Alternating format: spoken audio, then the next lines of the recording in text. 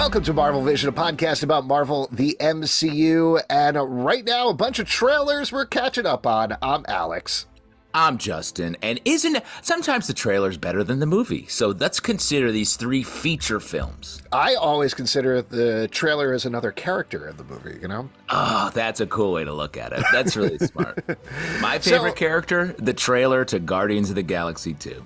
Yeah, it was weirdly didn't play into the movie much. Anyway, why don't we get into this? We got a couple of things that we're going to be catching up on. We're going to talk about the trailer for Echo that came out a couple of weeks back, the trailer for What If Season 2, but let's kick it off with our most requested one. That's not a joke. I've gotten multiple requests for us to talk about this. Madam Web! First trailer for Madam Web came out a couple of weeks back. The movie is out February 14th. 2024, a beautiful Valentine's Day date, if I ever heard one. Yes. Are you taking your... I'm going to take my own Madam Web out to see the movie. Did you ask her that way? Yeah, she was like, what are you talking about? Go back to your basement.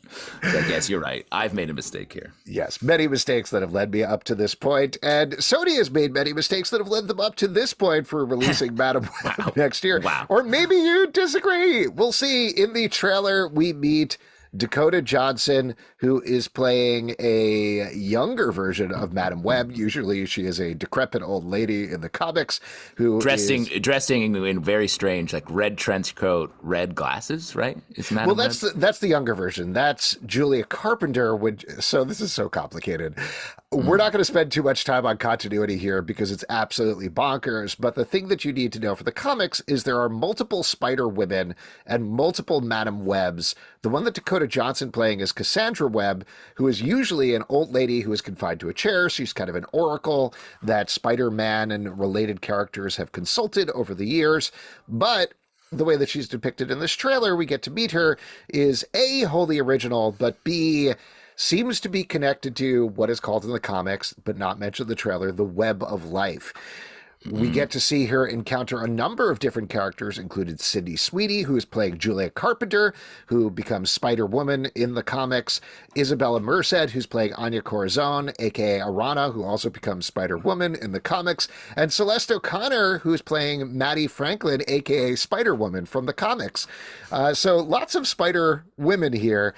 The antagonist seems to be, the actor's name is Tahir Rahim, who is playing Ezekiel Sims. He's wearing this dark Spider-Man suit. And again, not entirely clear from the trailer. We could certainly speculate on it, but seems to be removing people from the Web of Life, if you want to call it that. There's two other characters we'll get to in a second that are kind of mildly spoilery. If you don't want spoilers, tune out for the next 5 to 10 minutes or so. But what was you love this trailer, right? I would love. What is love? In love. February 14th. I'm in love. In yeah, love. Yes. Exactly. With my own Madam Web, which is the movie Madam Web. No, I thought this was fun. Like, hearing you describe it, it is wildly complicated. And what I was going to say is, it seems like at a time when Marvel movies are growing more and more complicated and just bloated with story, the Sony movies are at least very much like, here it is, here's some stuff. This is Venom. He does this stuff. And there isn't a ton of that. So the trailer makes this movie feel sort of a little bit in that vein where we get a little origin. It reminds me of superhero movies that I liked more than the current batch. So I think there's a little bit of nostalgia to a simpler time, literally, and a simpler trailer. So into that, I think Dakota Johnson looks good. The spider characters, both the heroes and villains, were exciting to see. So yeah, I love this trailer. I'm in love with this trailer. One thing that I really like is I like the idea of Final Destination set in a superhero universe. Agree. Very fun. That part of the trailer, even though that's not necessarily what Madam Web is in the comics, that Dakota Johnson gets in an accident and she's able to see a couple of seconds or minute into the future. That's cool. I'm 100% cool with that. More schlocky, straightforward 90s premises that are just simple and fun and enjoyable. This is a little bit of a side thing, and I know you're probably going to be shocked to hear this, but I watched Blade for the first time ever. Whoa. I know. That's crazy. I thought I had seen it, but I guess I just saw like Stephen Dorff turned into the blood god and assumed I had seen the entire movie. I never You seen it. only saw the part about some motherfuckers always trying to ice skate uphill. I didn't even see that. That line is insane. Isn't But that's one of the craziest things that's ever happened in movies? I think And so. when I say that, I think it makes Pete mad. But I'm Yeah. like, that's a real line. It's crazy that was like, what's our best banger line for the end? And they're like, some ice skate. There's no ice skating in this. Some That ice skating motherfuckers is always very trying to different. ice skate uphill. The reason I bring this up, though, and the reason I think it's directly relevant, is that movie came out in 1998, and all it is just making everybody look like the coolest motherfuckers in the world the entire Yes. time. Like there's, 100%. they give it a little bit of emotional resonance with the stuff with his mom and whatever else, but that doesn't matter. It's mostly how can we set up Wesley Snipes, Chris Christopherson, and Stephen Dorff and the rest of the cast to look super cool, and even Donald Logue. Let's just set him up in the most insane comedy action sequences possible. It's very pleasing to watch that sort of thing. So It's a great movie. I love that movie. I'm reading the MCU, the Rise and Fall, or I forget the actual subtitle for it. And they're talking about how these movies were made, and it's a great read if you're a super fan of all of these Marvel movies, because that was the plan. They were like, let's make this cool. No thought about any wider thing. They're just like, let's do something cool, and it's like, why don't we just do that? Well, and that's the part of this trailer that I really like is the idea of Dakota Johnson meeting with people, having the whole Final Destination thing, using her prognostication powers. Awesome. I'm great with that. The thing that worries me about it is the thing that you touched on at the end here, talking about this book, that it seems like Sony got a Sony and is starting to throw in a bunch of other wildly complicated things here. We get flashes of the three women in their spider costumes, which is cool. I'm glad to see it. I like It's that. very fun. But the whole Ezekiel Sims, I'll mention who Moreland is in a second, but like that whole web of life spider totem thing from the comics is insanely complicated. And And you hate that in the comics. I really do. I don't like. This is a kind of a crazy thing to say when we're talking about comic books, but I don't love the mystical connection with Spider-Man. And for anybody listening who doesn't know about this, this was something J. Michael Straczynski introduced, the idea that maybe Spider-Man was fated to become Spider-Man, that he is a spider totem, a representation of the spider gods and the web of life and all of these other things. And it's, mind you, led to some fun stories like Dan Slott's Spider-Verse stuff, which directly led to the Spider-Verse movies as well. But at the same time, it's something that just doesn't fit with me with what we're supposed to assume is like a sci-fi basis for Spider-Man. It just doesn't work there. Well, the conflict of because the whole point of Spider-Man is like an accident. He's an everyman. It was something that happened to him and it changed his life. That was the innovation of Spider-Man. It was like, this guy isn't a god like Superman, Wonder Woman, Batman, rich, where a horrible thing happened to him. He was just a guy going out of his business and this happened. So when you say like, no, it actually was amazing magic, you're like, oh man, I like it could be me part. No, it can't be, I guess. The whole Ezekiel Moreland of it, again, just to sort of lay this out as simply as possible, there's a guy named Ezekiel who essentially was sort of the first Spider-Man. Like, he also has Spider-Man powers. He just never became Spider-Man. He became a businessman instead. That's something that was revealed in the run.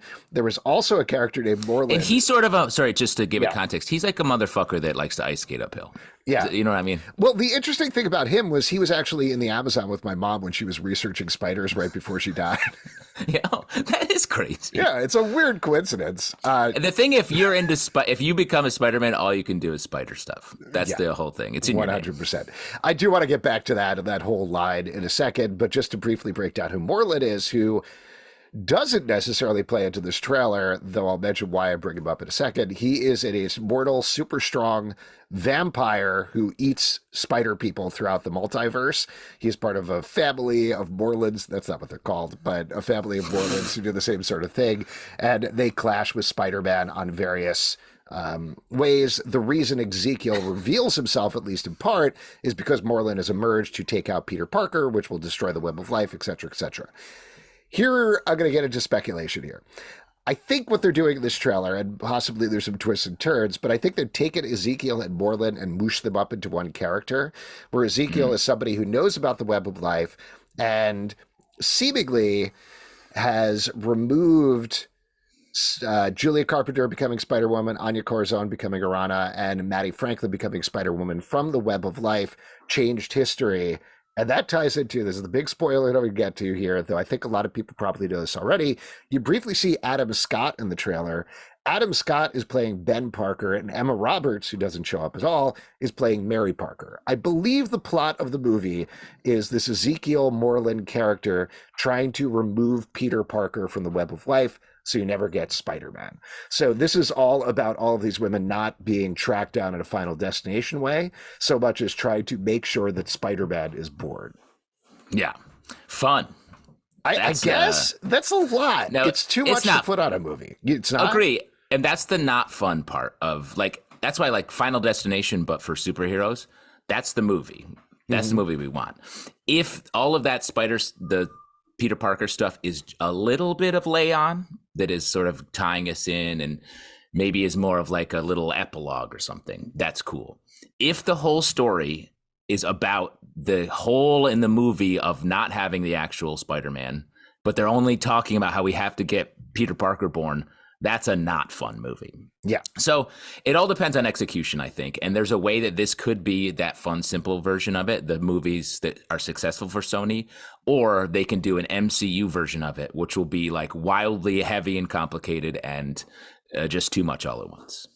I worry it's going to be the latter because that's what Sony always errs towards. I know you were giving them big ups at the beginning of the conversation, but I do think that something that Sony always does is they stumble luckily into something. Like they didn't know Venom was going to work. That was a huge surprise because Tom Hardy is a madman who just did a bunch of insane things in that movie. They have partnered up with Marvel and had a lot of success there, but they always want to build towards their own universe. They always want to like build things out. So here, this is their opportunity to throw a bunch of Spider-Man things in there. And I think give the importance of Spider-Man, maybe flash ahead to show us Tobey Maguire and everybody loses their minds. Not even new footage. It's like old footage or something like that.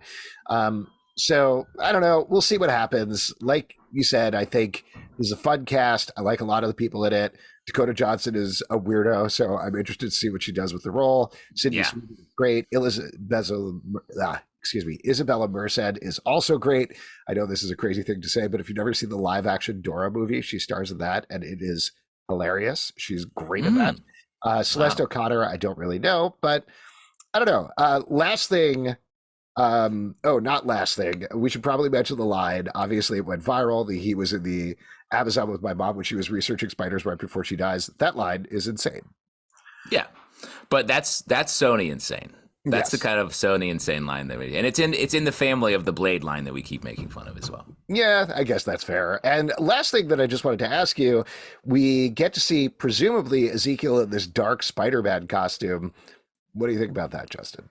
I thought it was cool. I mean, as far as like the Ezekiel Moreland of it, I don't know. I don't even want to talk about that. Just seeing a cool evil Spider-Man, I'm here for that. Yeah. Let's go. All right. Well, we'll see what happens. You don't like it? No, it looks bad to me. I don't know. I don't need to see, like, it's the same thing as I don't need them to save baby Spider-Man if that's the plot. I also don't need there to be a dark Spider-Man. Dude in suit, walking around barefoot, attacking people. That's enough. Like, we don't need to throw him in a Spider-Man suit as well. I mean, I agree with that, but also, what's the easiest note in the world to give if you're an exec? Let's put him in the Spider-Man costume. Yeah, sell more tickets that way, 100%. I mean, do every action figures, all of it. So I'm not saying that's a good reason to do it, but like it makes they were always going to put a Spider-Man adjacent costume on him. Yes, absolutely. Last thing I'll say, just before we move on, the logo for the movie is bonkers, and I know that's a crazy note to give, but they have Madam Web in almost but not quite the Spider-Man font with almost but not quite the Spider-Man colors, but then for some reason they made the little parts of the M and stuff into the skyline of New York City. Like, so it's a romantic. It's a romantic comedy coming out on February 14th. There you go. Dakota Johnson. I mean, there's probably a little bit of that. Like, let's try to make it everything. Dakota Johnson, mostly a rom-com or at least like that adjacent type of movie star. So get a little bit of that juice in there. There we go. Got to get that juice. Spider juice, spider blood. Let's move on to another one. This is coming up very quickly now. What If Season 2? And Marvel is doing a special event for this. This is going to be 9 episodes starting December 22nd, running through December 30th, 1 episode a day. Again, we're going to get potentially into some spoilers here, but I know we were a little, no pun intended, iffy about the first season. I think there was some stuff that we liked, some stuff that we were like, I don't know why I'm watching this. Are you hyped at all for Season 2? Well, after watching the trailer, after watching the trailer, of course. Yeah. Related to our conversation. Yeah. Like an extension of our conversation, I guess. Oh, okay. So conversation, you present a topic and then you follow up on it and go back and forth. All right. Yeah, I guess. And go back and forth. Yeah, we can go back and forth, I guess. A series of monologues by Justin and Alex. That's what a conversation really is. That's what a podcast is. Let's be honest. Yeah, exactly. I mean, watching the trailer there's so much going on in this. When the fun of the first season was very much like, we don't know where this is going to go. It feels like full of potential. This one feels like, even in the lines that we're getting from the Watcher, it's like, it's happening again. I'm going to keep telling you about it. I don't do sequels. It's like, what? Like, what do you would mean? And it feels like there's a big story here that we're getting pieces of, rather than a series of smaller, interesting stories that are one-offs. And I much prefer that for my What If. This feels like a complicated television show. Well, that's a surprising thing, and I think you're right. That's the same impression that I got from the trailer as well, is we're building up this big Uber story.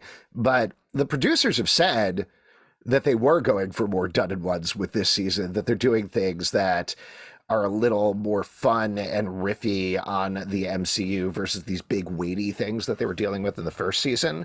But that's certainly not the impression here. On the negative side, I would say this reminded me of a lot of the stuff that I didn't like for the first season. Like you brought up the line about, I don't do sequels. And the whole Winky Watcher, love Jeffrey Wright, but I can't get on board with that. The thing where he's like cracking jokes and stuff, I don't know. That doesn't work. I agree. If anything, he's the opposite. You want him to be so earnest and so like, I shouldn't be telling you this, but this is of grave concern. Like, I like that guy. This guy was like, you'll never believe the shit that Black Panther's up to today. I'm just like, I don't need that guy. Yes. So I agree with that. The other thing is just mentioning the multiverse at this point in relation to the MCU just makes me recoil a little bit. Particularly It's a triggering word. It's a triggering particularly word. Because like, and I've talked about this incessantly, I'm a broken record here, but visually representing it this way, I had forgotten that the Watcher is in some sort of Crystal Carter type thing, and that's what the multiverse is to him, versus the 13 other ways that we've seen the multiverse depicted throughout the MCU. There's no consistency there, and it's very frustrating. You want it to be a big like machine, like from Loki? I want it to be something like, not to run through the whole thing again, but we first visually represented it as branching timelines back in Loki season 1, and then they did the whole crystal thing in What If, and we're like, all right, this will connect somehow. It doesn't. We've now seen it with the lube. We've seen it with Loki is sitting there and Loki is to a tree with threads. We've seen it other ways in Spider-Man Across the Spider-Verse as a web of life. So like, maybe the idea is you could represent it any way you want, but going back to this, particularly right after Loki season 2, we're just like, we've reset the multiverse. This is what it looks like now. It's Loki on a throne holding all the threads and powering it with his green energy. And the Watcher's like, something terrible has happened to the multiverse. Doesn't look like that though. I don't know. There's just like all the stuff that we've been hearing about the MCU. It feels like there's no oversight and the conversations are just crossing each other, where production schedules shift, right? But at the same time, they should have known if What If season 2 is coming out at some point after Loki season 2, this is what it's got to look like, you know? Yeah. I don't know. Yeah, I agree with you. I mean, that happens in comics too a ton. So like, it doesn't tear me up as much maybe as you, who is very I'm screaming mad. Yeah, you're torn up about it. But especially when the whole Watchers thing is, there is a barrier. He's always like watching. So I buy if they can sort of just say that his view has shattered and he's not because of what's happening in Loki. Say, like, there's a way to get through that disjuncture. Because the parts of this that are fun are like, oh, this animation is so cool. It's nice to see a lot of these characters again. I'm much more interested in seeing like Thanos and some of the other characters, seeing some of the movie and TV characters that I am less in love with, like your Winter Soldier coming out of that show. I'm like, oh, we're going to be following up on a lot of their stories, which are sort of dangling and a little confusing. When what I want is like, what if Hulk, Tony Stark was the Hulk? I want like, boom, give me it. And that may be one of them. I saw a mustache Hulk in this, I think. Yeah, there's an episode, not to spoil it, called "What If the Hulk Had a Beard?" And sick. See, simple every day. Let's do the regular stuff again. Well, okay, to get into that, and this is, I'll mention the things that are out there, and then we actually have a list of rumored titles that I could run through here. Yeah. But before we get to that, this is the stuff that's confirmed. If you want non-spoilers, we do know there is going to be an episode called "What If Captain Carter Fought the Hydra Stomper?" This is following up on the first season episode and basically giving our Winter Soldier, except it's Steve Rogers inside the Hydra Stomper costume. So where the first season was Captain America, the First Avenger with Peggy Carter, Captain America, or Captain Britain, or Captain Carter, whatever you want to call her. This one is going to be Winter Soldier, but with those characters. So that's fun. Yeah. I think that's fun. We also have an entirely original character is going to be introduced here in an episode. Her name is Kahori. She is a Mohawk woman who finds the Tesseract when it lands in pre-colonial America. This episode, I believe, all or mostly is going to be in the Mohawk language. And they consulted with the Mohawk people to make sure that it was all locked up. That's pretty cool as well. I think that's cool. That feels like, oh, this is a story that's not going to be told anywhere else in the Marvel Universe. Very fun, interesting. Let's do it. Yeah.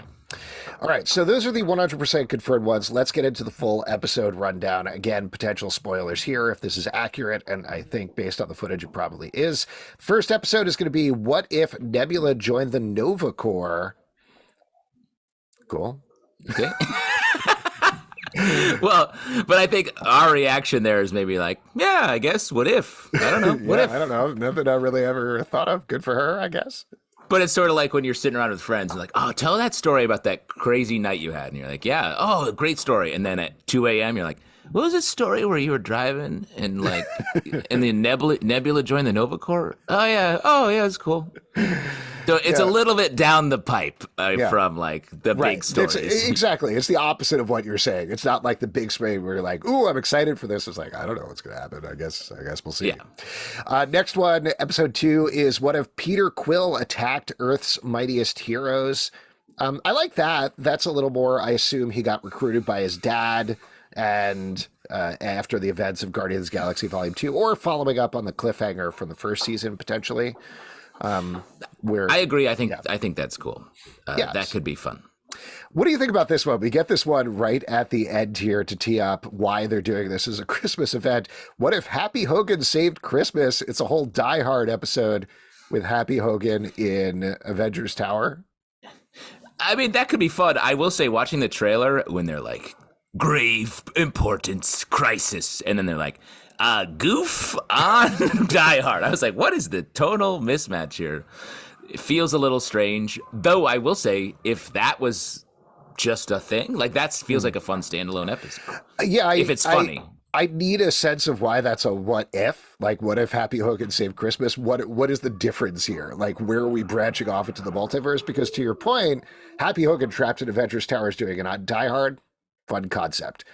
Is this different than like what point are we diverging from here is what I want to know. Yes. If the Watcher's premise is he's only shows up at moments of universal importance, I'd be curious to see how that falls into Happy in the Duct trying to do Die Hard. And I will say the Die Hard joke in the trailer, fine. Yeah. But you can't do that for the whole episode. No more. You get one. Yeah, absolutely. We'll see, though. The next one is an interesting one. This is What If Iron Man Crashed into the Grandmaster is the name of it. This was actually an episode that was supposed to be in season one. I believe the season one finale, but they didn't finish it in time, so ended up shunting it to season two. Pretty surprising that this was the one that introduced these variants of, I believe, Iron Man and Gamora that showed up in the season two finale, given that the season two finale was like legitimately end of the multiverse stakes. So the idea that they were going to end season one with like, and then they do Fast and the Furious on the Grandmaster's planet, pretty weird, but I'm into it. Weird. But I mean, that's the thing is like, that's a fun idea. The titles are just, I'm like, oh yeah, what if that happened? They're not like what if when a comic comes out, it's like, what if the Fantastic Four like was if Doctor Doom killed them? It's like, yo, that is crazy. Mm-hmm. These titles are like, what if you bumped into your cousin at the mall? It's like, oh, probably have a normal day. Yeah. Next one is the Captain Carter fought the Hydra Stomper, which we talked about. Here's one that I'm very interested to check out. What if the Avengers assembled in 1602? This is specifically riffing off of Marvel 1602 by Neil Gaiman. And was it Adam Kubert on art? I might be blanking. Yes, I believe so. Okay. If I got that wrong, I'm sorry. But this was a actual alternate universe story, sort of. Wink, wink, twist. Yeah, big wink. Which took all of the Marvel characters and shunted them back to 1602. I will say it's surprising to me to have both What If the Avengers Assembled in 1602 and this Kahori thing. That's actually the second to last episode, What If Kahori Reshaped the World, when they're both pre-colonial America. So I wonder if there's going to be any tie-in there, maybe? I got to think there's a tie-in there. Otherwise, especially if they're right next to each other in the season, they have to. I would think they would have to be connected. Yeah. Well, there's actually one episode between them, which is What If Hela Found the 10 Rings? We see this a bunch. There's a riffing on some Shang-Chi stuff. It looks like the characters from Shang-Chi are fighting Odin, among other folks. That's fun. That's something I wouldn't have thought of to the point that we're making. And it does feel like a riff that could change things in a big way. Yeah. Yeah, big. Those aren't my favorite parts of the Marvel universe. Sure. But I do like, I think that's a fun premise. Yeah. And the last one, which is as vague as humanly possible, is what if Strange Supreme intervened? It's like, I don't know, I guess. But isn't that going to be the Thanos stuff and some of the stuff that they teed up at the end of last season? Yeah, I guess that makes sense. I mean, maybe it is Strange Supreme, who, if I remember correctly, is kind of like hanging out with the Watcher at this point. Is he trapped? Yeah. He's like trapped in a little bubbly thing. That's the way it ended, but I don't know what, because isn't that Strange Supreme related to what happened in Multiverse of Madness? No, they're two different Strange Supremes. They are for real? For real. Oh, man, that's crazy. It is crazy, but I could see something where he starts doing a bunch of what ifs throughout the multiverse in order to get Christine back, and we get a sequel to that episode, which that was what if Doctor Strange lost his heart instead of his hands, I think was the name of the episode. Yeah. So if we get a sequel I like that episode. That was a good episode. Yeah. So if they could double down on that, I think that might be interesting. So there you go. Yeah. What if, and last but not least, let's talk about this. This came out a while back, but we haven't really talked about it on the podcast. So figured it was worth talking about here. Echo, 5 episodes. Echo. All coming out January 10th on Hulu and Disney Plus.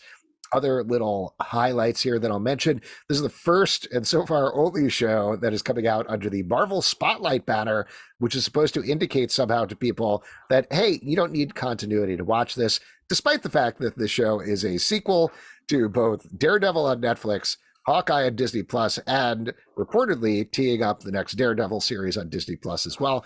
But it's totally disconnected. It's totally about you don't need to know. It's in the spotlight. Exactly. It's in the spotlight. And it is starring Alakwa Cox as Maya Lopez. After the events of Hawkeye, she returns to Oklahoma to reconnect with her homeland and kick the crap out of some dudes. And also, totally disconnected from anything else, Daredevil is in it, but that's disconnected from other things. So there you go. Not related, different Daredevil. Yes. Different Strange Supreme. Exactly. What did you think about this trailer, Justin? It's surprising. I mean, we talked about this a little bit, I think, on the live show, but like, it's very violent, and to the point where it was almost like Marvel, like, yeah, you're not liking our movies. Well, how about this? Why don't you just chew on this for a minute? And it's like very aggressive, much more intense. The performances are more intense. Kingpin is like great, very Kingpin, scary. So like, I like this. It's funny to like. I mean, sort of like Madam Web. It's like these are good trailers. Is the final product good? Rumor has it, no. For Echo specifically, where it's like this has been a production that has had a lot of problems. They've shifted around a ton. They cut a bunch of episodes, right? Yeah, this is rumory. This hasn't been confirmed, but the rumor was that they originally went for 8 episodes, had to scrap a bunch because it didn't make any sense, and ultimately ended up releasing 5. So it's not like there's 3 episodes that were cut out there. It's that they did a bunch of reshoots and then ultimately ended up with these 5 episodes that are coming out. And that's not to say, you know, that it's inherently bad. It's just a strange way to arrive at your final product. But I will say, if it's a lot like the trailer, then that's cool. And again, if they pared it down, so we've talked about this in relation to the Marvels movie, where it's like there's clearly a much more complicated movie that they probably shot to completion and then cut it way back to just be like, this is better. And I think it probably was better in the Marvels case. And let's hope that they did the same thing here with that. Yeah, we'll see. We always want things to be good. And to your point, this is a very good trailer that hooks mostly on it kind of being a Kingpin show, almost more than anything. Vincent D'Onofrio, awesome. Great seeing him in the classic white suit, kicking the crap out of a dude. That's very fun. The action is very good. This is, again, just based on the trailer, but I feel like there is this nostalgia for the Netflix Marvel shows at this point, where people are like, oh man, I want a street level thing that stretches on too long and I could just kind of sit in for a while. I mean, I know they don't think that, but that's what this feels like a piece with. And maybe there is a place for that. I don't know. Maybe, and especially, I'm curious how this will affect the Daredevil show that they have now scrapped and are going back completely to remake. If this is good, or if this tone is hitting, then I bet the Daredevil show will take a lot of that on, and maybe it will be a little more Kingpin focused if he hits. I mean, the thing is, the Vincent D'Onofrio feels like he just lives as the Kingpin and just shows up to this set and does it. It's so inhabited in a great way. So it's awesome. I love that. And also, this is, God, I'm forgetting the artist here, but it's Brian Michael Bendis wrote this. It was, I think, the Echo series. I think it was an Echo series where that followed up on him being shot in the eye. So there's certainly like riffs on that a little bit here. If I got all of those details wrong, again, I apologize. A couple of other things that I wanted to mention here. So we touched on this a little bit, but 5 episodes all coming out at the same time, both on Hulu and Disney Plus. I think, given the troubles behind the scene, this seems like a smart move, because watching 5 hours of television, it all sort of washes out into highlights rather than focusing on the lowlights week to week, potentially. What do you think about that, Justin? Yeah, I think so, if there are true lowlights. But if they sort of are slamming this together and making it like basically a movie, a little bit of a longer movie, I think that is right. I like better being able to have things parceled out, even if it's like the first 2 or 3 and then more. Like if I were releasing this, my best version of it would be 2 and then successive weeks for the last 3. But there's probably a reason they're dropping them all at once. Probably. And then the other thing that I wanted to mention, I should have written down this quote and I didn't, but the showrunner talked a little bit, was asked, is Maya Lopez going to have the echo powers that she has in the comics, which are repeating the actions that other people do, very Taskmaster-like. And the showrunner said no, because those powers are stupid. I don't think she used those words, but that those powers don't make sense. So whatever her power is, she'll stay quiet on, and you'll see in the show. My feeling on that is twofold. One, those are cool powers, actually. I don't know what with also Taskmaster, who they radically changed for the Black Widow movie. I don't know what Marvel Studios has against this power set necessarily. Me too, because also the way Echo was introduced is she was such a great character, was so cool. Like I was like, finally a character in Daredevil's world that is a match for him, both in story, characterization, and power set. And they've just gone so far away with that from that in so many ways with Echo, and especially now in the TV version. Well, I'll throw something else out there in the opposite direction. Given how good Alaqua Cox was back on Hawkeye, I don't think she needs powers. Like, agree. I agree, because I would think if the powers, hearing her say like you'll see the powers, I'm like, I don't know if I want that. I don't want her to be like suddenly she can like has laser eyes or something. Like, let's just keep her the way she is then. Yeah, she's very cool. She's a great fighter. I'm excited to check out the show. I really do hope that it is good, but we will see. We'll be there. We'll be on the scene. Seems like we're gonna have a busy winter break. Absolutely. We've got a lot to talk about. No Christmas for you, Justin. Yeah. Oh, man. It's okay. Watching Marvel television is my Christmas. And you are our Christmas. If you support that's right, Alex. Yeah, that's right, Alex. Okay. You're our Christmas. If you support the show and all the shows we do at patreon.com/Comic Book Club. Also, we do a live show every Tuesday night at 7 p.m. to Facebook and YouTube. Come hang out. We would love to chat with you about Marvel stuff. Apple, Android, Spotify, or the app of your choice. To subscribe, listen, and follow the show at Comic Book Live on Twitter/X, Comic Book Club Live on TikTok and Instagram, comicbookclublive.com. For this podcast and many more, until next time, stay marvelous in the Amazon where my mom died when she was researching spiders. I got that wrong. I think that's right. But honestly, like, where would there be a hill of ice for you to skate up? Like, how would that even happen? Well, it could be down. It could be down. It's just most ice is flat. Yeah. Well, I was researching a hill made of ice in the Siberia when... Never mind.